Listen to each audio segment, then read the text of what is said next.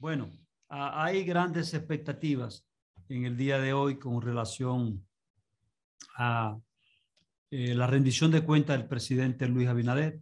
Hay mucha gente que está esperando que el presidente hable de grandes realizaciones, de grandes ejecuciones, y muchas veces dejan de lado lo que ha significado la pandemia, lo que ha significado la crisis económica en que devino y la crisis social. Y entonces, como si faltase algo para el país, también nos llega una crisis para la población porcina, que es la PPA o peste porcina africana. Y todo eso ha tenido que, con sus consecuencias, enfrentarlo el gobierno. Aún así, el presidente puede hablar de realizaciones en términos de lo que ha sido el cambio en la República Dominicana. Si comenzamos, por ejemplo, con el caso del Ministerio Público. Y el Ministerio Público, cuando se hace independiente, cuando se reformula y mejora, este es un cambio que impacta en la administración de justicia de cualquier país del mundo. Solo hay que entender lo que significa el Ministerio Público para el sistema procesal de justicia en cualquier país del mundo. El Ministerio Público es el acusador, el Ministerio Público es el persecutor. Ningún juez sale a perseguir, ni a apresar, ni a allanar. El juez da la orden y el Ministerio Público acude conjuntamente con la autoridad que le protege y con esa orden. Entonces, el Ministerio Público es quien acusa y prueba y demuestra ante un juez la acusación que está llevando a cabo. Y regularmente, cuando el Ministerio Público hace su petición, el juez se la concede entre un 85 a un 90%. Regularmente se la concede. Entonces, cuando cambiamos y mejoramos el Ministerio Público, lo hacemos transparente, honesto e independiente, entonces estamos impactando el sistema de justicia de la República Dominicana. Esa es por esa parte. Pero también hay que hablar de cómo ha enfrentado el gobierno el coronavirus. Encontramos un país en agosto, recibió el presidente prácticamente cerrado.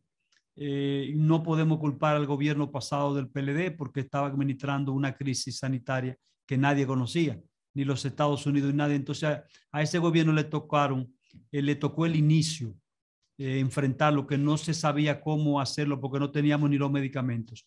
Eran los médicos inventando, buscando, creando y tomando ideas de científicos de los países desarrollados de cómo enfrentar de la OPM, de la OPS, de la OMS, de todos, y prácticamente no había. Pero poco a poco, en el 16 de agosto, toma posesión Luis Abinader. Entonces, a partir de agosto, ya que habían unos meses enfrentando la pandemia, es cuando se comienza a definir el asunto, pero tuvimos grandes crisis, sin embargo el gobierno no desmayó.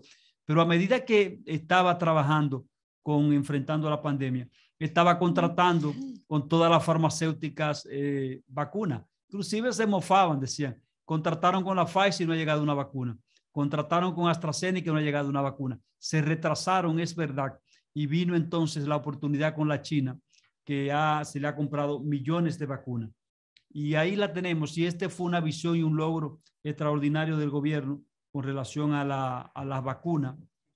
En la población dominicana tenemos vacunado 10.5 millones con una dosis y tenemos casi 5 millones con dos dosis, que va aumentando poco a poco, porque aunque se levanten campamentos de vacunación, la gente se vacune a algún punto del país y esto va aumentando.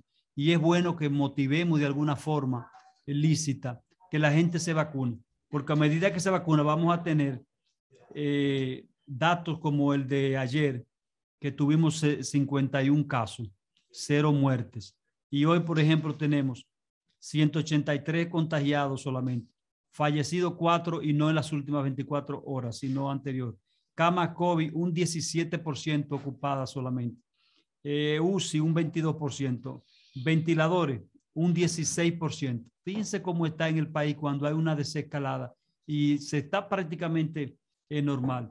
Y esto se debe al proceso de vacunación. A más vacunación, más se reduce la incidencia del COVID. En cuanto a la educación, quiero hacer una parada ahí, porque aquí se ha tratado, sobre todo la oposición, de criticar, y es una bandera que ha levantado Domínguez Brito y otros, que en la educación se fracasó. Pero por Dios, ¿cómo es que se fracasó en la educación? Cuando aquí se buscó de manera rápida una salida y se creó, se contrataron técnicos, especialistas, y se creó una plataforma extraordinaria que salvó el año escolar. Fue presencial, fue realmente por varias vías, televisión, radio e internet. Y la gente pudo hacerlo. Y no todos los niños, como dijo la directora regional de educación, Marieta Díaz, fueron promovidos. No todos, no. Porque hubo aquellos que se desconectaron, que aparecieron al final cuando no habían hecho la tarea y dijeron, pues lo lamentamos mucho, pero usted no puede ser promovido. Fueron promovidos los que estuvieron ahí, hijos, padres, trabajando y haciendo su labor. Hubo muchos países que decidieron quedarse sentados.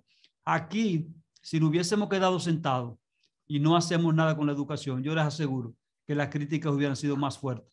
Pero como se tuvo cierto éxito, que el sistema educativo dominicano puede decir que tuvo éxito porque logró que no se perdiera el año escolar. En el caso del turismo, es increíble el proceso de recuperación. Y veíamos al presidente y a David Collado muy empeñado en tratar de solucionar, en tratar de mejorar, en tratar de incentivar a los diversos sectores. Aquí no voy a contar la inversión que hizo el gobierno en el turismo para rescatarlo, ni tampoco en los programas fase 1, fase 2 y los programas de la tarjeta Solidaridad y otros para ti y otras tarjetas que se hicieron. De eso no lo voy a mencionar porque ya es un tema muy socorrido ahora. Del turismo ha sido extraordinario.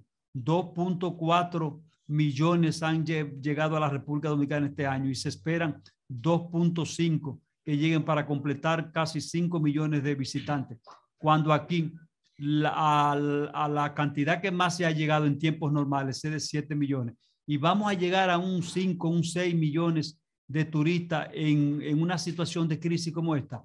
Eso es un logro extraordinario. Adelante, don Jaime.